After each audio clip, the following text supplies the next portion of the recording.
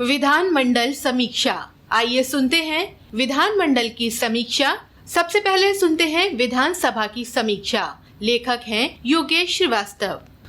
Monsoon सत्र के पहले दिन विधानसभा में वर्तमान सदस्य आलम बदी सहित 21 पूर्व सदस्यों को श्रद्धांजलि देने के बाद सदन की कार्यवाही मंगलवार 11 बजे तक के लिए स्थगित कर दी गई।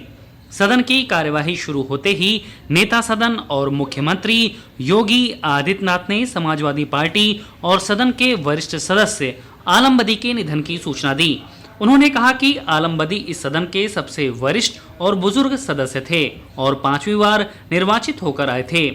आजमगढ़ के निजामाबाद निर्वाचन क्षेत्र से निर्वाचित आलम बदी उम्र के इस पड़ाव में भी राजनीतिक सक्रियता बनाए हुए थे।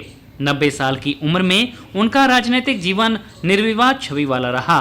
उन्होंने अपना पूरा जीवन समाज के शोषित वंचित लोगों के उत्थान में लगाया। वे सदन में हमेशा इसी वर्ग की आवाज उठाते थे।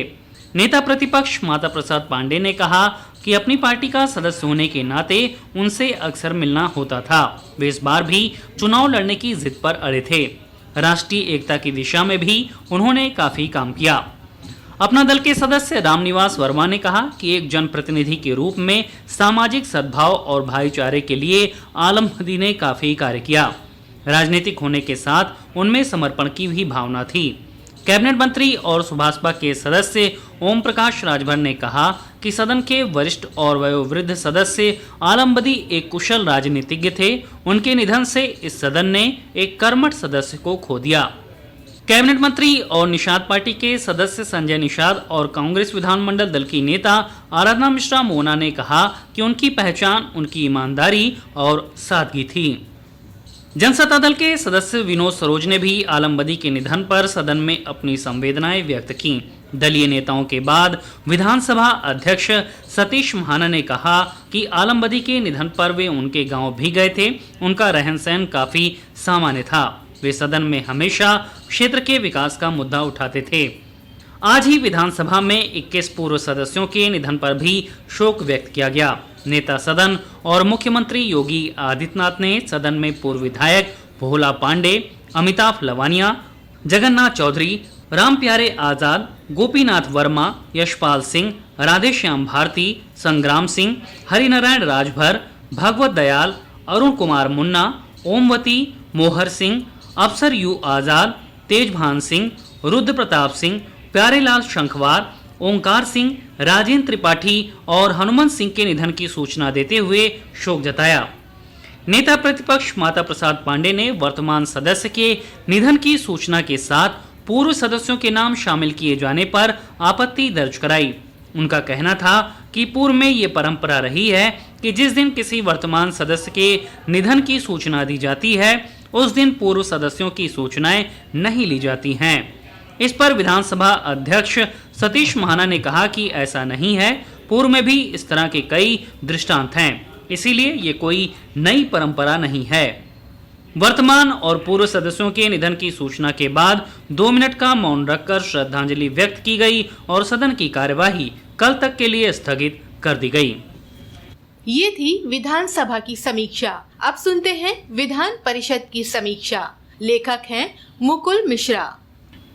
विधानमंडल के मॉनसून सत्र के पहले दिन आज विधान परिषद में मुख्य विपक्षी दल समाजवादी पार्टी ने राम मंदिर में चढ़ावा गबन मामले पर सरकार को घेरा और वेल में आकर जोरदार नारेबाजी की।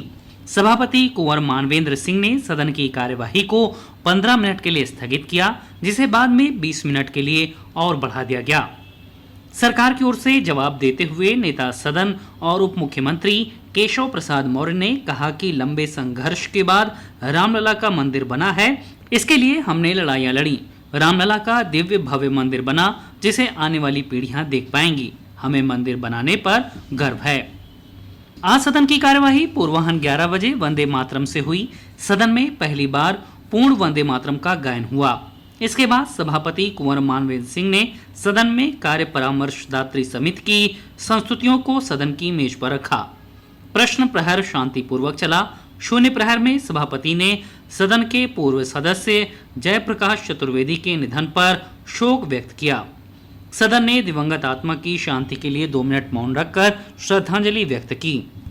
शून्य प्रहर में भाजपा के डॉक्टर विजय बहादुर पाठक ने नियम 59 में वाराणसी स्थित प्राचीन व ऐतिहासिक बौद्ध स्थल सारनाथ को यूनेस्को विश्व धरोहर सूची में शामिल किए जाने पर कहा कि सारनाथ बौद्ध परंपरा पवित्र स्थल के रूप में सार्वभौमिक मान्यता प्रदत्त है। ये सदन सारनाथ को यूनेस्को विश्व धरोहर सूची में शामिल होने पर गर्व करता है और इसके लिए प्रधानमंत्री नरेंद्र मोदी के प्रति कृतज्ञता पूर्वक धन्यवाद ज्ञापित करता है। इसके साथ ही विजय बहादुर पाठक ने नियम 115 में राजस्व मामलों से संबंधित विषय उठाते हुए लोक अदालत की तर्ज पर राजस्व जन अदालत शुरू करने की मांग की। उन्होंने कहा कि प्रदेश के राजस्व न्यायालयों में लंबित वादों की स्थिति अभी भी गंभीर बनी हुई है। नामांतरण, बंटवारा, सीमांकन, कब्जा, बेदखली, सार्वजनिक संपत्तियों पर अवैध ढंग से कब्जे से संबंधित वाद बड़ी संख्या में लंबित हैं। इन मामलों के समयबद्ध निस्तारण के निर्देश भी हैं, लेकिन उप जिलाधिकारी, तहसीलदार, नायब तहसीलदारों पर अत्यधिक प्रशासनिक दायित्वों का भार होने के कारण वर्षों से लंबित वादों के निस्तारण की गति धीमे है, जिस कारण इसका प्रतिकूल प्रभाव किसानों और गरीबों पर पड़ रहा है। शून्य प्रहर में सपा के लाल बिहारी यादव, राजेंद्र चौधरी, डॉक्टर मान सिंह यादव, मुकुल यादव, आशुतोष सिन्हा, बलराम यादव, मोहम्मद जासमीर अंसारी, शहनवाज खान और शाह आलम ने उत्तर प्रदेश के मंदिरों के प्रबंधन में वित्तीय अनियमितताओं का मामला कार्य स्थगन के रूप में उठाया। सूचना की ग्राह्यता पर किरणपाल कश्यप ने कहा कि मंदिरों में लोगों की आस्था है, चोरी पकड़ में आ गई, इसकी संपूर्ण जांच कराकर बड़े पदाधिकारियों पर कार्रवाई की जाए।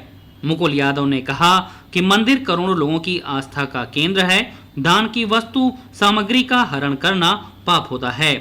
सरकार और पुलिस की कार्रवाई नाकाफी रही है, सिर्फ छोटे लोगों के विरुद्ध काम चलाऊ कार्रवाई की गई है।